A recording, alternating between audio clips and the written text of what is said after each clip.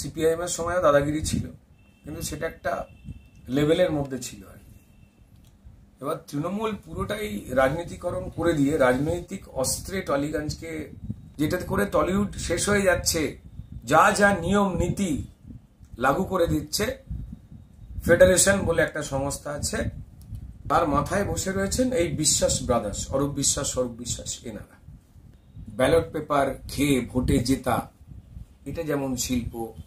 নমস্কার, দেখছেন talk to Bangla. আমি অভিষেক রয়েছি। আমার সঙ্গে এই মুহূর্তে যুক্ত হয়েছেন রুদ্রনীল ঘোষ। তিনি অভিনেতা এবং অবশ্যই এই মুহূর্তে রাজনৈতিক ব্যক্তিত্ব। তার কাছে সরাসরি যাব। টালিগঞ্জে যে গন্ডগোলটা চলছে, বহুদিন ধরেই চলছে বলে অভিযোগ করছে বিজেপি, এবং বর্তমানে রাহুল মুখোপাধ্যায়ের সূত্র ধরে আরো একটা জিনিস শুরু হয়েছে, এবং সেখানে আমরা যা জানতে পারছি রাহুল মুখোপাধ্যায় সাসপেনশন তুলে নিয়েছে, কিন্তু তারপরেও আজকে নাকি টেকনিশিয়ানরা কাজ করতে আসেনি, এই অভিযোগ উঠছে। কি বলবেন?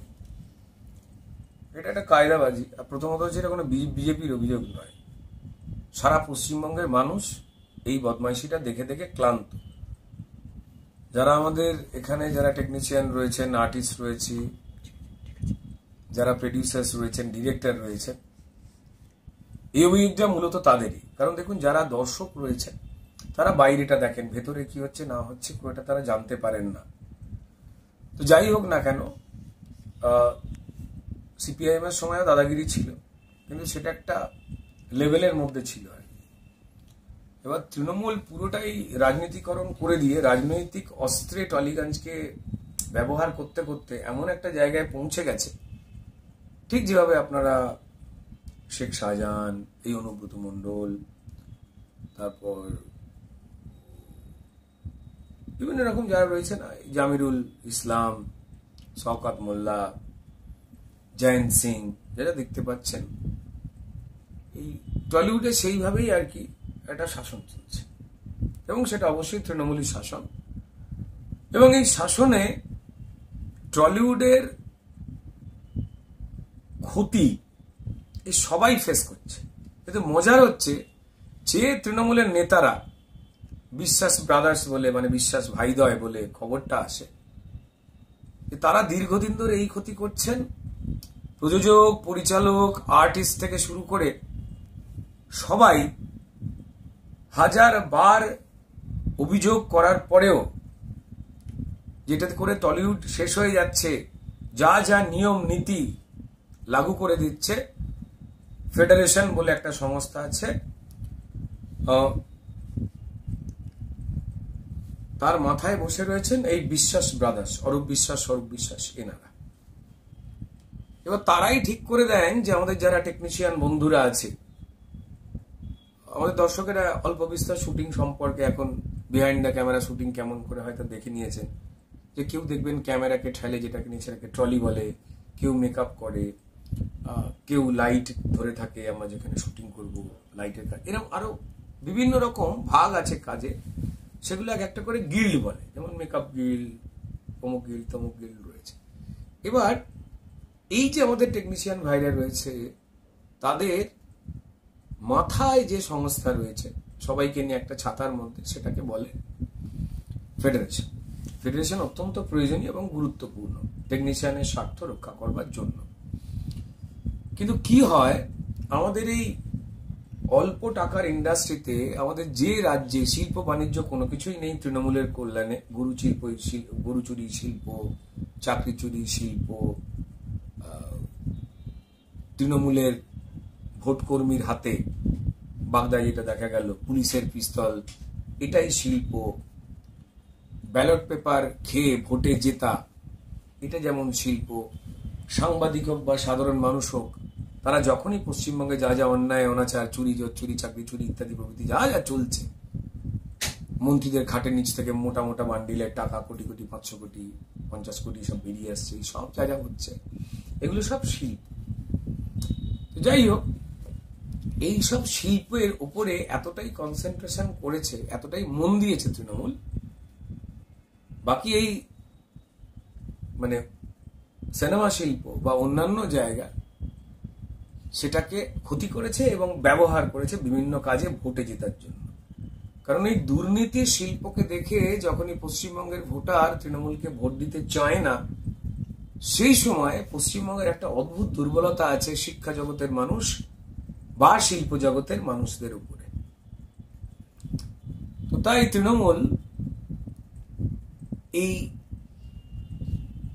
ফেডারেশনের বিশ্বাস ব্রাদার্সকে কাজে লাগিয়ে তাদের একাধিপত্য বা হুকুমদারি যেটা চলে সেটাকে কাজে লাগিয়ে তারা 21শে জুলাইয়ের মঞ্চে বিভিন্ন শিল্পীদের দেখা যাবে, দেখবেন। এটা আগে একটু অল্প ছিল, এখন খবরদারিতে চলে গেছে, কারণ আস্তে আস্তে এদের ন্যাক্কারজনক চেহারাগুলো পশ্চিমবঙ্গের মানুষ তারা ক্রমশ বুঝতে পারছে।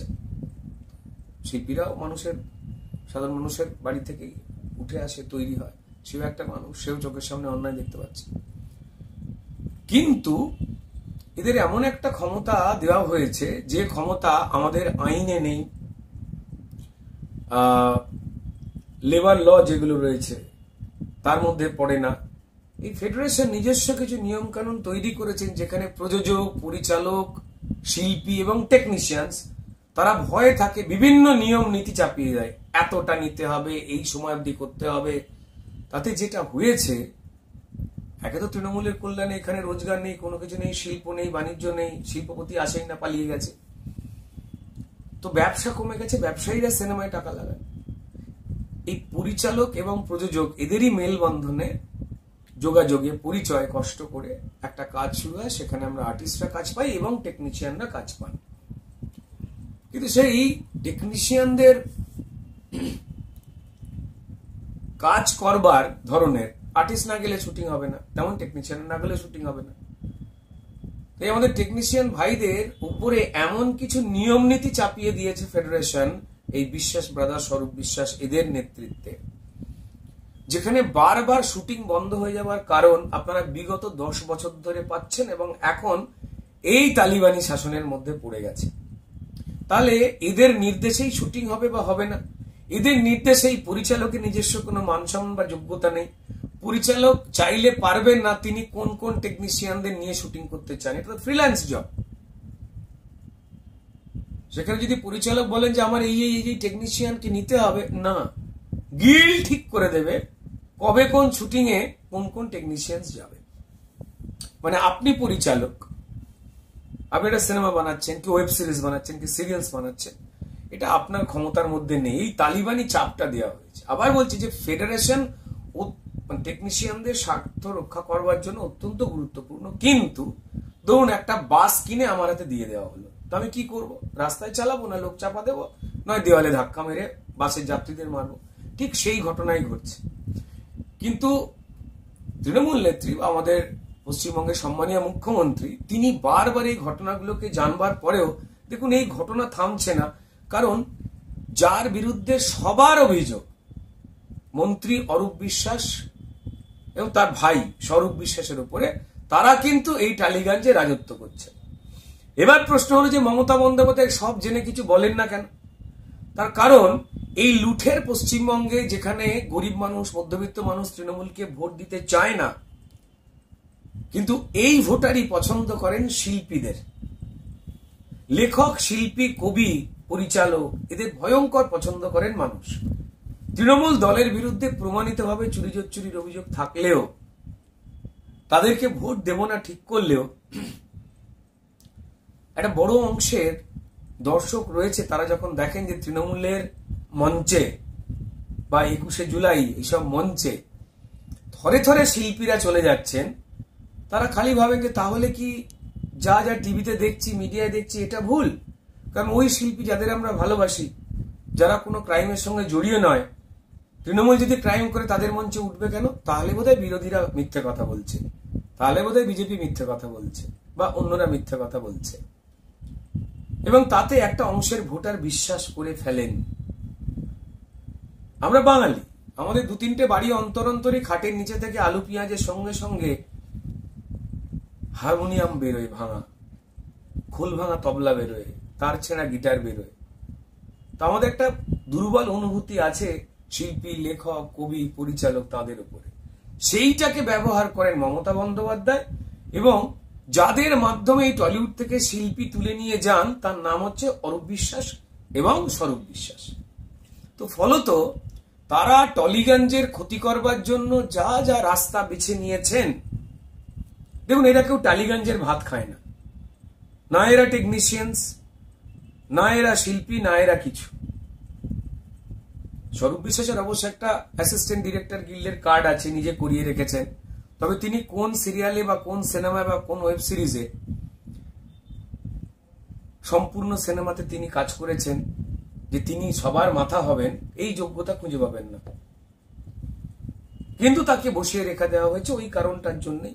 এত বছর অভিযোগের পর মমতা বন্দ্যোপাধ্যায় তাদের সরাচ্ছেন না, কারণ এই ভোটে আর্টিস্ট সাপ্লাই দিয়ে জনগণকে সম্মোহিত করা, যে এরা যদি সত্যিই চোর হতো তাহলে শিল্পীরা থাকতো না। এই একটা খেলা, অর্ডার সাপ্লাই এর একটা খেলা চলছে। তাই সম্মানীয় মুখ্যমন্ত্রী, যিনি শিল্পী টিল্পি নিয়ে এই বিভিন্ন রকম অ্যাওয়ার্ড করেন, পুরস্কার দেন, পয়সা দেন, তারপরে এই শিল্পীরা যেখানে কাজ করবে সেই জায়গাটাকে, এই পরিচালকেরা যেখানে কাজ করবে সেই জায়গাটাকে ক্ষতি করে। কি বলা হচ্ছিল, আজকে প্রচুর পরিচালক জড়ো হয়েছিলেন, দেখে ভাল লেগেছে। রুদ্রনীল ঘোষ যখন 2021-এ বলেছিল যে এখানে কাইন্ড অফ মাফিয়া রাজ চলছে, তখন রুদ্রনীল ঘোষের এগেনস্টে টেকনিশিয়ানদের খেপানো হয়েছিল, কালো ব্যাচ পরানো হয়েছিল এবং বলেছিল আমি নাকি গেলে তার কেউ শুটিং করবে না। এইরকম কোন ল আইনে বা রুলবুকে নেই। তাহলে এটা তালিবানি শাসন নিজেরা বানিয়ে দিচ্ছে। এবং আজকেও ঠিক তেমন এই রাহুল বলে পরিচালক, তিনি কোথায় একটা শুটিং করতে গেছেন সেটাকে নিয়ে এত কড়া, এত নির্মম অত্যাচার শুরু হয়েছে যা বলবার নয়। অথচ দেখুন এই স্বরূপ বিশ্বাসেরই নেত্রী, তিনি কি বলছেন মঞ্চে দাঁড়িয়ে 21শে জুলাই, আমরা চুরি করব না, আমরা দুর্নীতি করব না। তো তার সঙ্গে বলেন আমাদের বিবেকবান হতে হবে, বিত্তবান নয়। মঞ্চে দাঁড়িয়েছিলেন এই স্বরূপ বিশ্বাস, এই অরূপ বিশ্বাস অ্যাঙ্কারিং এর কাজ করছিলেন ভাঙা গলা নিয়ে। তো এই হচ্ছে বিবেকবানদের নমুনা, মঞ্চে দাঁড়িয়ে বিবেকবান আর তারপর মঞ্চে থেকে নেমে দুশ্মন। দুর্ভাগ্যজনক। যদি স্বরূপ বিশ্বাস এতগুলো বছর ধরে মানুষের সেন্টিমেন্টকে না বুঝে, শিল্পী বা টেকনিশিয়ানদের সেন্টিমেন্ট না বুঝে যদি বারবার এই ঘটনা ঘটান, ইচ্ছা মতো টেকনিশিয়ানদের দিয়ে অবরোধ করিয়ে দেন। আমি আবার বলছি যে টলিউডে যারা টেকনিশিয়ান ভাইরা রয়েছে তারা কোনোদিন চায় না কোনো শুটিং নষ্ট হয়ে যাক। তারা পরিচালক, প্রযোজক, শিল্পীদের তারা সম্মান করে, বন্ধুর মতো আমরা একসঙ্গে কাজ করি। কিন্তু তাদেরকে দিয়ে করানো হয় এই কারণেই, টলিউডে কাজ করতে গেলে একটা গিল্ড কার্ড লাগে, সেই কার্ডটা বাজেয়াপ্ত করে দেওয়ার ক্ষমতা রয়েছে এই ফেডারেশনের বা স্বরূপ বিশ্বাসদের। কাল থেকে আমার এই টেকনিশিয়ান ভাই ভাত খেতে পারবে না, এটা হচ্ছে কাঁচা সত্যি। টেকনিশিয়ানরা আমাদের সঙ্গে ছিল, আছে, থাকবে, তাদের সঙ্গে আমরা ছিলাম, আছি এবং থাকবে।